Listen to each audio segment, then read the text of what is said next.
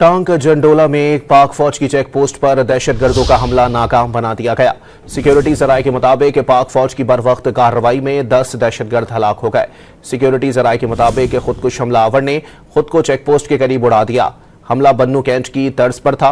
वफाकी वजीर दाखिला ने टांग में चेक पोस्ट पर ख्वारजी दहशतगर्दों का हमला नाकाम बनाने पर फोर्सेस को खिराज तहसीन पेश किया।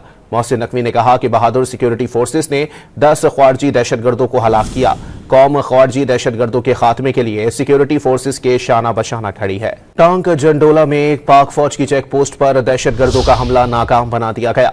सिक्योरिटी जराये के मुताबिक पाक फौज की बरवक्त कार्रवाई में 10 दहशतगर्द हलाक हो गए। सिक्योरिटी जराये के मुताबिक खुदकुश हमलावर ने खुद को चेक पोस्ट के करीब उड़ा दिया। हमला बन्नू कैंट की तर्ज पर था। वफाकी वजीर दाखिला ने टांग में चेक पोस्ट पर ख्वारजी दहशतगर्दों का हमला नाकाम बनाने पर फोर्सेस को खिराज तहसीन पेश किया। मोहसिन नकवी ने कहा कि बहादुर सिक्योरिटी फोर्सेस ने 10 ख्वारजी दहशतगर्दों को हलाक किया। कौम ख्वारजी दहशतगर्दों के खात्मे के लिए सिक्योरिटी फोर्सेस के शाना बशाना खड़ी है।